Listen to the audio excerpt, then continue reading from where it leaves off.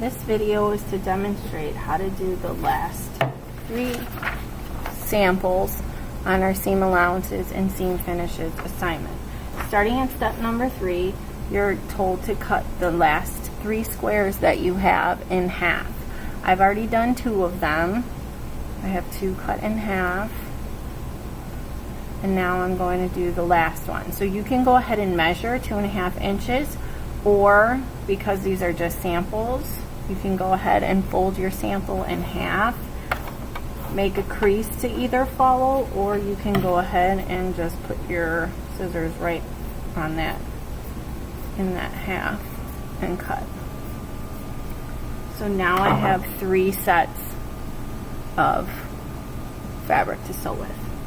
So the directions then say to sew a 5/8 inch seam twice with 2 of the halves, and then to do a 1/4 seam. So I'm going to put my samples pretty sides together. This is the pretty sides together. We always sew pretty sides together unless we're told otherwise by the directions. And I'm going to line it up with the 5/8. 5/8 is this line right here. 5/8 is our standard seam allowance when we're sewing with clothing. It changes if you're going to do more craft stuff, so you just need to always make sure that you read your directions and follow what your directions say. So you're going to, again, start, lower your lever foot, go ahead and press your pedal down, making sure you back stitch. And I believe my needle came undone. So I will quickly rethread my needle. It happens. It comes unthreaded. I'll use my needle threader. And we will take that one more time.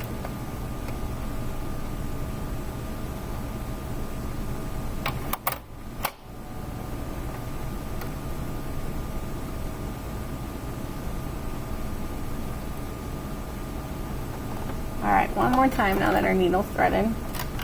Lining up with the 5/8. We'll start sewing.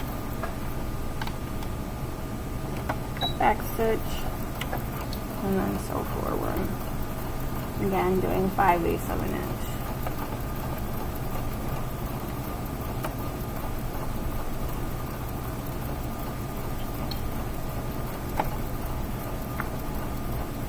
When we get to the end, we're going to go ahead and back stitch.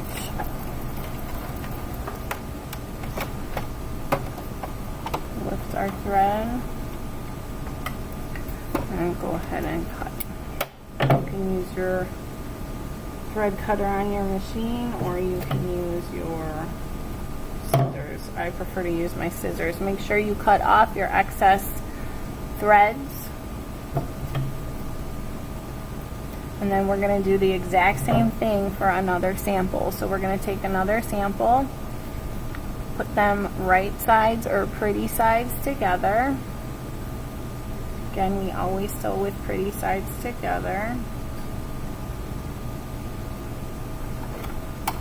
Line up with our 5/8, and hopefully this time our needle does not come unthreaded. Put our level foot down. Go ahead and sew. Couple back stitch. Continue to sew forward. I'm going to increase my speed a little bit. Not too fast though, so I don't go crooked. Back stitch again.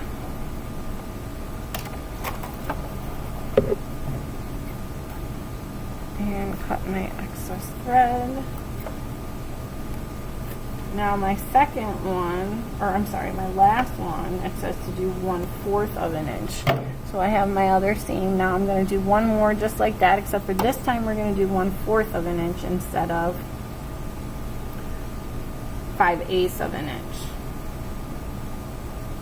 So we did 1/4 of an inch on our first sample. Remember, if we look at it, the 1/4 is kind of lines up with the edge of the feed dog here. So we're going to line the edge of our fabric up right there.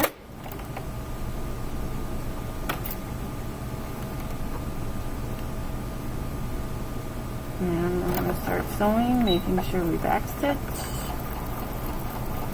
Making sure we're lined up.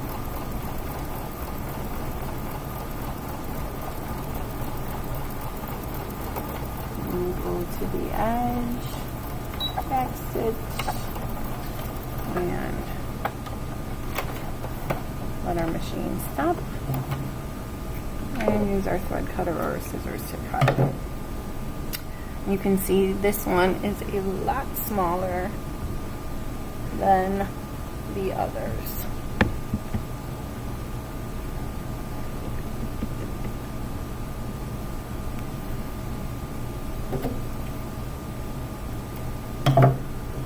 So now our directions say to take one of our samples that's 5/8 of an inch, and on the first seam stitch along just one single side of the seam, 1/4 inch away from the cut edge. So we're going to follow that 1/4 inch. Make sure that you fold this over, and you're going to stitch again 1/4 of an inch, which again lines us up right with the outside of the feed dog there. And we're just going to do a straight stitch, making sure we back stitch. And we stay right along the edge of that feed dog.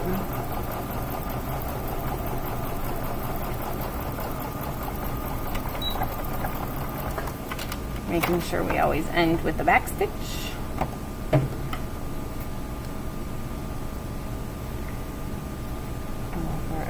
Threads. That's why I use the scissors instead of the thread cutters. And now we're going to do the exact same thing to this side of the seam allowance. So our seam allowance is, this would be like, let's say the side of our shirt. Our seam allowance is the part on the inside that you don't see. So now this, we're going to do the exact same thing on this side.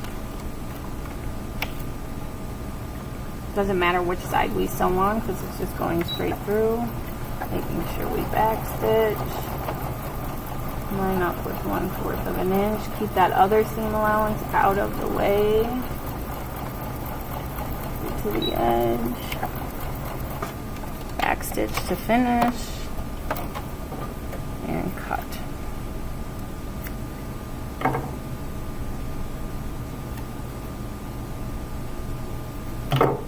So now you can see that we have our, this would be what the outside of our fabric, and we have the inside of our fabric, our seam allowance finished off. The last step for this then is to take your pinking shears, which have this jagged edge, and trim. Don't trim through the stitch you just made, just trim the edge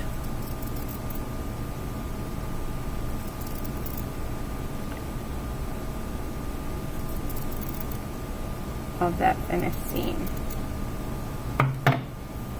And then you should take it over to the iron or the pressing station and iron it with your seam allowance open.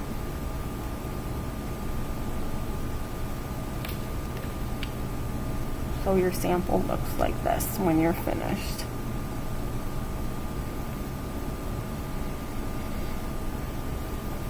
Number 5 then says to do a zigzag seam open. So again, we're going to sew just on the seam allowance part. We're going to open this up and separate these. And this time we're going to do a zigzag just on this. So we're going to hit the zigzag stitch on our machine, which is this button here. It says to set the zigzag at 4, but 3.5 is your default, so that's okay. We can go ahead with that. That's close enough to 4.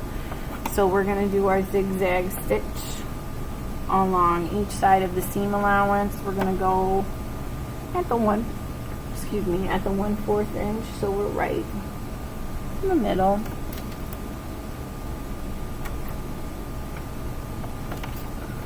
And we're going to zigzag our seam.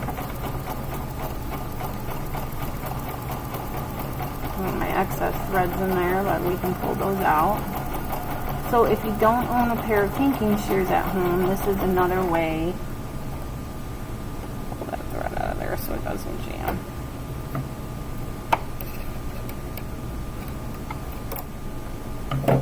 Sorry about that.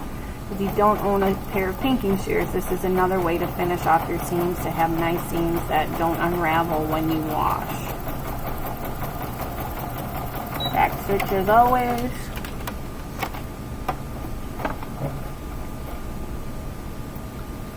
out your excess threads. Oh, that extra kind of got caught up there. I'm going to pull a little bit of extra thread out so my needle doesn't come unwound. Now I'm going to do the same thing on the other side. Making sure I back stitch.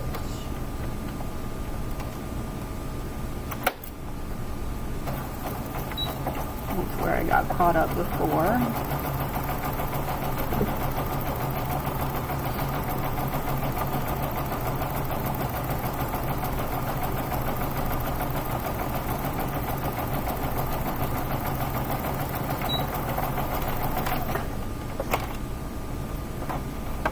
Pull my machine.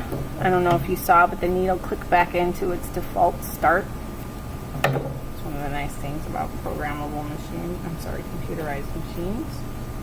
Clip off my excess threads, and each of my seams now should look like this. So I'm going to press my seam allowance open again, just like my other one.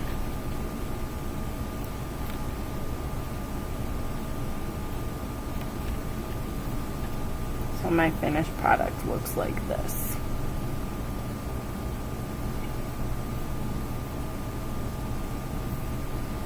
Then my last one, my 1/4 of an inch, we're actually not going to open this up. We're going to stitch this seam allowance shut, or closed rather, and then we're going to press it to one side. So this, we're staying on the zigzag for this. We're going to line up again at the 1/4, a little bit less than that, maybe the 1/8. And we're going to zigzag the right side of our seam allowance, back and forth, making sure we back stitch. And we're off. Make sure you're stitching on the fabric. Don't let your stitches go off the fabric. If you have to adjust the width or move your fabric, go ahead and do so. I had to do that kind of right at the beginning. It looked like I was going to go off the fabric. Making sure I back stitch.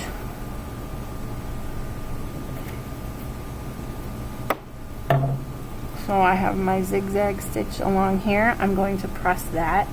Can't press it open because I closed the seam allowance, but I can press it to one side so I have a nice crisp seam to turn in.